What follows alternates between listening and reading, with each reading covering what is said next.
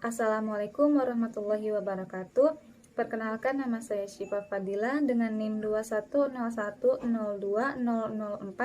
dari Fakultas Keguruan dan Ilmu Pendidikan Prodi Pendidikan Guru Sekolah Dasar kelas A.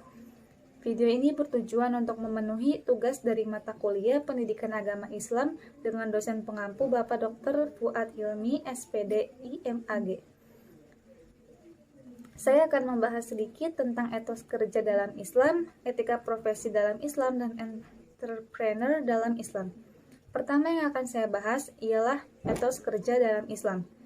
Etos berasal dari kata Yunani, yaitu ethos, yang berarti sikap, kepribadian, watak, karakter, serta keyakinan atas sesuatu. Sikap ini bisa dimiliki oleh siapa saja, baik individu, kelompok, maupun masyarakat. Etos terbentuk oleh berbagai kebiasaan, pengaruh budaya, dan sistem nilai yang diyakininya. Etos kerja dalam Islam menurut Nur Kholis Majid adalah hasil suatu kepercayaan seorang muslim bahwa kerja mempunyai kaitan dengan tujuan hidupnya, yaitu memperoleh perkenan Allah Subhanahu wa taala. Berkaitan dengan ini, penting untuk ditegaskan bahwa pada dasarnya Islam adalah agama amal atau kerja.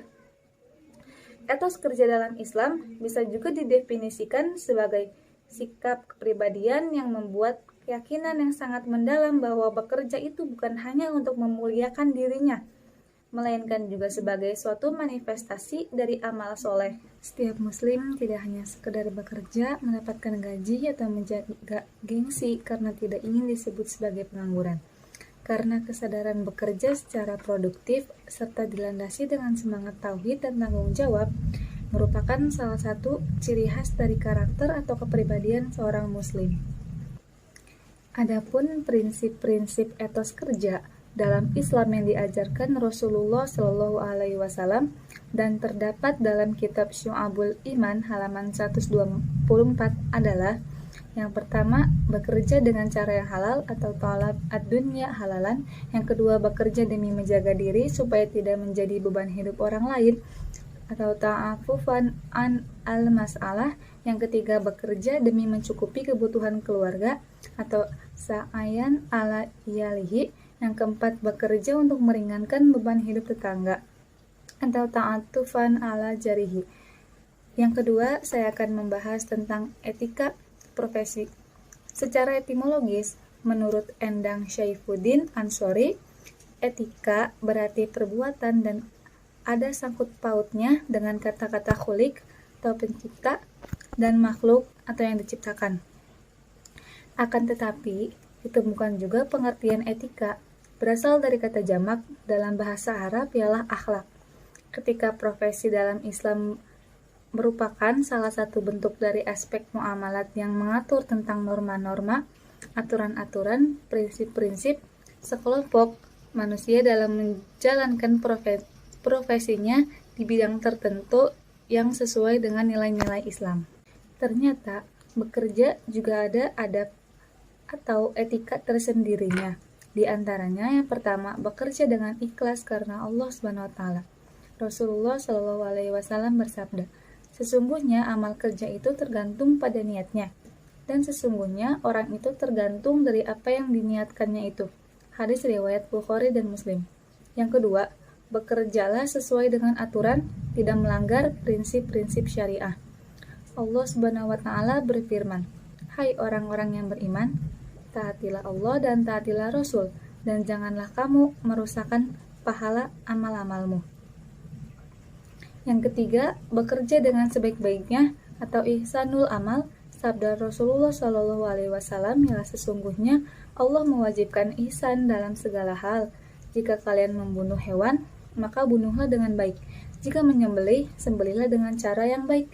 Hendaklah seseorang di antara kamu menajamkan pisaunya dan menenangkan sembelihannya. Hadis riwayat Muslim. Yang keempat, bekerja dengan penyelesaian yang baik. Profesional. Itqanul amal. Rasulullah Shallallahu alaihi wasallam bersabda, "Sesungguhnya Allah mencintai jika seseorang melakukan sesuatu pekerjaan maka dilakukannya secara itqan atau profesional." Hadis riwayat Tabrani. Yang kelima, jujur dan amanah.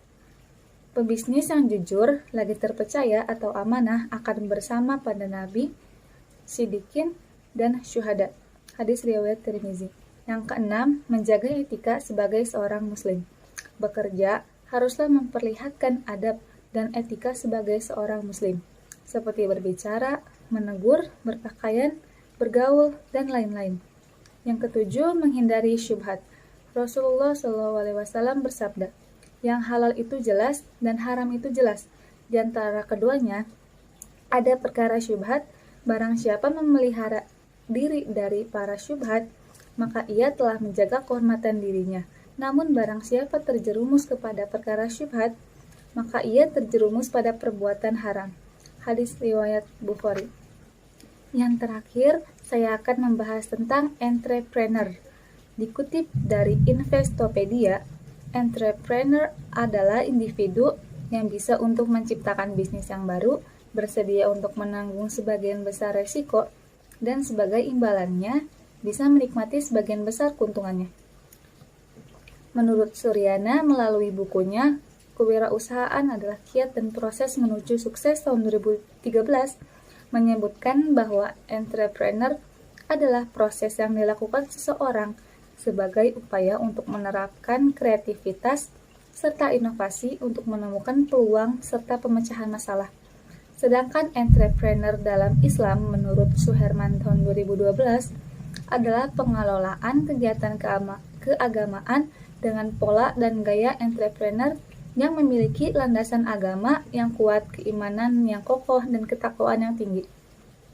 Entrepreneur juga bisa dapat mendorong terciptanya hubungan yang harmonis antara individu dengan individu yang lain, dan juga dapat membantu menjaga hubungan yang lebih baik antara individu dengan Allah Subhanahu wa Ta'ala.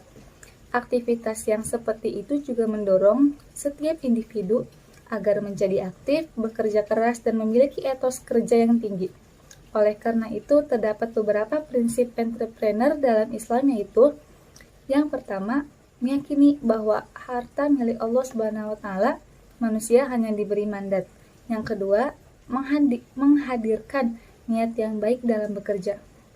Yang ketiga, mengimani qada dan takdir Allah Subhanahu wa Ta'ala.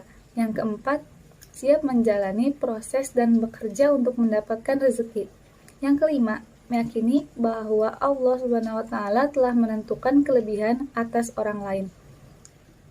Sekian yang dapat saya sampaikan. Terima kasih atas perhatiannya. Kurang lebihnya mohon maaf. Wabillahi taufiq wal hidayah. Wassalamualaikum warahmatullahi wabarakatuh.